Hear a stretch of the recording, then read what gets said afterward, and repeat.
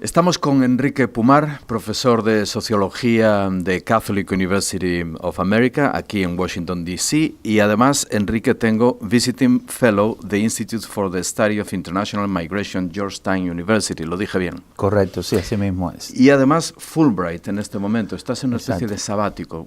Cuéntame esto antes de empezar a charlar de otras cosas más profundas. Bueno, nosotros los profesores universitarios cada 6 años tenemos la oportunidad de pedir un permiso para hacer investigación y para escribir y demás, y esto se le llama sabático. Y bueno, pues el mío empezó, uno tiene que solicitar a la universidad, y la universidad hay veces que se lo niega, hay veces que no, depende la propuesta que uno presente. Uh-huh.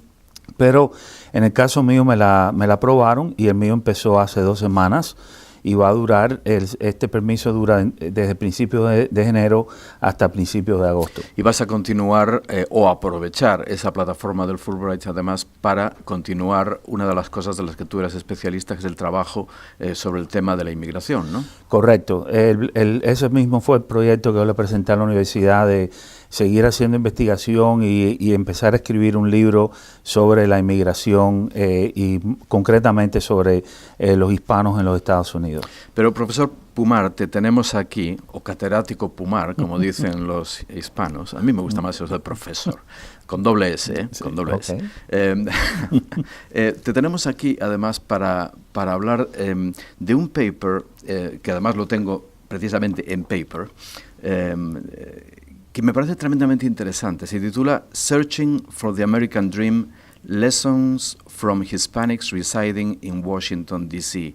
Professor Pumar, you wrote this to find out the relationship between the American dream and the waves of migration. And there are some conclusions here that are sometimes a little disturbing. Can you elaborate on that? Sure. I wrote the paper because I wanted to illustrate a few points that I think are very important. The first point is that most immigrant communities, not only Hispanics, but many other immigrant communities, they know about the American dream way before they arrive in the United States. So the idea that people learn about the American dream as they assimilate in the United States is simply not true. Mm-hmm. Most people, in fact, cite the American dream as a reason for coming to the United States and not going somewhere else. I see. So the American dream is one of those pulling factors that bring immigrants to the United States. Mm-hmm. The second point that I wanted to demonstrate is that the American dream began to be promoted at the beginning of the Depression in 1929, at the time when there were a lot of immigrants from Europe, primarily Italians and Germans and Irish, that were coming to the United States, and because of the economic situation, they were losing hope of being assimilated. Mm-hmm. So the American dream was a way to give them hope about the future, and to basically encourage them to continue the assimilation process. Especial. ¿Cómo has visto en esta área metropolitana, en tu trabajo de campo, a esa comunidad latina según su procedencia? Bueno, lo primero que hay que resaltar es que la comunidad latina en Washington es muy dinámica, ¿no? O sea, según mis estudios, los latinos, los hispanos, empezamos a llegar aquí a Washington a mediados de los años 50, y durante los años 50 y los años 60 vinieron muchas personas del Caribe, muchos puertorriqueños, muchos cubanos, por razones políticas y demás. Y a principios de los años 70 vinieron muchos suramericanos que estaban escapando a las dictaduras militares en el Cono Sur, y vinieron a Washington. Y entonces los centroamericanos y los mexicanos empezaron a llegar a partir de los finales de los años 70, ¿no? De 1978, 79, porque ahí es donde la situación sociopolítica de esos países se empieza a deteriorar. Eso es muy importante, yo creo que decir. Por lo tanto, la comunidad latina en Washington, en mi opinión, no es una, son varias comunidades latinas.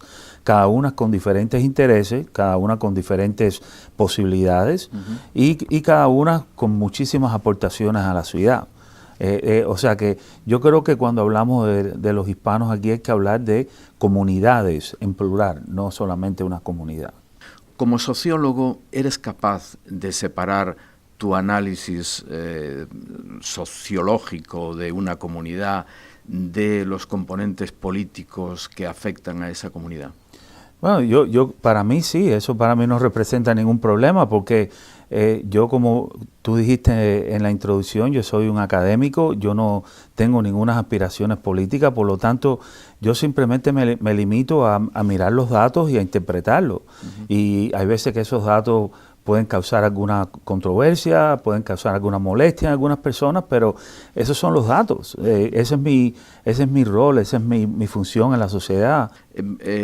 ¿Cómo te sientes? ¿Qué mensaje puedes dar respecto a esa comunidad hispano-unidense?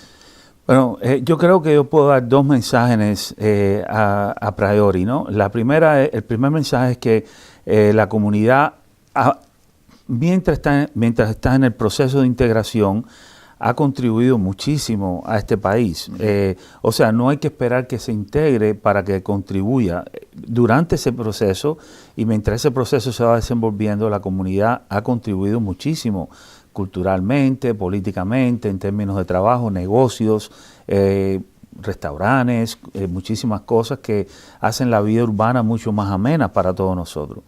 Y el segundo mensaje que yo pudiera decir es que nosotros los sociólogos sabemos que cuando uno mira las generaciones, ya a partir de la segunda generación, se ve una integridad bastante marcada. O sea, se ve una gran diferencia entre la segunda generación y otras generaciones y la primera generación.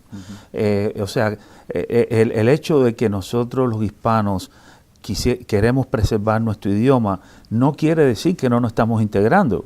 Eso quiere decir de que nuestro idioma es parte de nuestra identidad, pero sí nos integramos. Profesor Pumar, tenemos que terminar porque el tiempo pasa, claro, como siempre pasa, pero no puedo dejar que te escapes de aquí sin dejar claro lo que ya seguramente mucha gente que nos está viendo sabe por ese acento, y es que eres cubano. Correcto.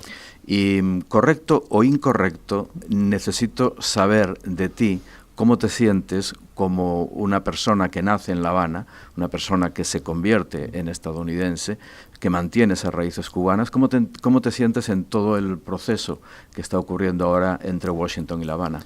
Bueno, yo soy muy optimista. Yo creo que la premisa de la